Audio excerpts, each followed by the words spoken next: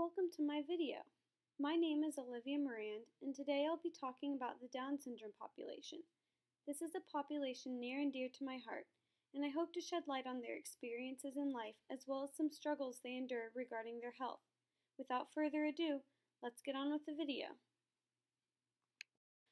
In this video, we will discuss health issues of people with Down syndrome, including a predisposing factor to the condition, as well as motor skills and speech, self-esteem, employment, and poverty, including the Affordable Care Act and how it can help address the needs of people with Down syndrome and the impact of lack of access to services. These all contribute to some enabling characteristics such as low socioeconomic status, as well as need characteristics, the main one being chronic disability. Down syndrome, also known as trisomy 21, is a genetic condition in which there is an extra copy of chromosome 21. People with Down syndrome have some common physical characteristics, such as slanted, almond-shaped eyes and a flattened nose, and they often have mild to moderately low IQs. However, this does not necessarily limit them from participating in society. Down syndrome is the most common chromosomal condition in the United States. 1 in 700 people will have it. Worldwide, it is estimated that there are almost 6 million people with Down syndrome. However, on the Rayleigh scale, that would still amount to less than 1 person in a population of 100. While the reason why Down syndrome occurs is unknown, one predisposing risk factor is age at which the mother has the child. There is a higher risk of having a baby with Down syndrome if the woman is 35 or older when she gets pregnant. However, this does not mean that all women older than 35 will have babies with Down syndrome. People with Down syndrome also have a high rate of comorbidities. About 73% have vision problems, 45% have hearing problems, 25% have heart problems, 36% have respiratory problems, 61% have musculoskeletal problems, and 57% have weight issues. On top of this, 32% suffer from mental health problems, often suffering more psychotic conditions than other people with intellectual disability, and females are more likely to be affected. Children with Down syndrome tend to have impaired fine motor skills, which can affect their writing and impact their performance in school and some jobs.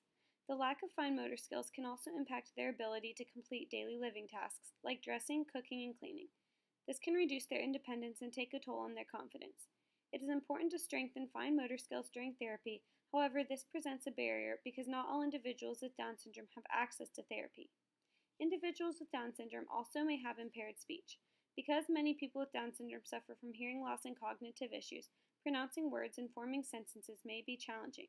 Furthermore, due to differences in facial structures, the formation of the mouth may make speaking more difficult for them. Difficulties in speech can negatively affect self-esteem because the individual can't easily be understood and communicate his or her ideas and feelings. As we discussed in the previous slide, people with Down syndrome often have speech limitations, which can negatively affect their ability to communicate their needs and desires. This lack of ability to communicate can lower self-esteem, and reciprocally, this lower self-esteem inhibits their ability to communicate. As a result of their communication issues, they may withdraw from social situations, which can be isolating and does not help improve social skills. It is also noteworthy to point out that while a person with Down syndrome may speak clearly, they may not be able to understand all of what is being said to them. This is the second and equally important aspect of communication. Without mutual clarity and understanding, a meaningful conversation is nearly impossible. Employment of people with disabilities has been a long-running issue. Employers fear lack of productivity and inability to do the job correctly. However, employment can have several benefits for people with disabilities. In a study of young adults with Down syndrome, it was found that employment after school, whether in regular employment or in sheltered workshops, not only improved their communication skills, but also their ability to participate in the community and take care of themselves. Additionally, transitional programs are beneficial in helping the individual integrate into the workforce. These programs teach the individual social and vocational skills to aid them in successful performance in their jobs. However, not many employers hire people with disabilities, so there aren't many ways to earn money. This introduces one of the enabling factors of people with Down syndrome, which is low socioeconomic status. Adults with Down syndrome may not earn enough to get all the services they need, as Medicaid and Medicare will not always provide services like occupational and physical therapy, depending on the state they live in. Poverty is a major issue for people with Down syndrome because they require several different health services due to their many comorbidities. In a case study of a family in Ghana with a child with Down syndrome, the mother refused a life-saving surgery for her child in part because of financial instability. She had 3 other children whom she had to care for, and she couldn't afford to pay for the surgery or miss work to care for the child during recovery. This is a serious issue that is also prevalent in the United States. However, with the passing of the Affordable Care Act, individuals with pre-existing conditions won't be denied health insurance. Nevertheless, medical treatment is very expensive, and even individuals who have an average income may struggle to pay for constant medical examinations and treatments. While Medicaid has expanded to include more individuals, it only applies in some states, and many individuals remain uninsured because they make too much to be eligible for Medicaid and too little to afford insurance or necessary medical services. This chronic disability represents the greatest need characteristic of people with Down syndrome. In summary, a predisposing factor to Down syndrome is the mother's age. This is an uncontrollable factor to the individual with Down syndrome, and it is the main risk factor for the condition.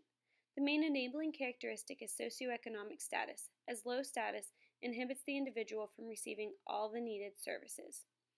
The main need characteristic is chronic disability, as Down syndrome is a lifelong condition that requires continuous care and services. The Affordable Care Act allowed people with pre-existing conditions to not be denied health insurance. However, there is still a lot to do to ensure that people with disabilities like Down syndrome not only receive services, but are also accepted in society.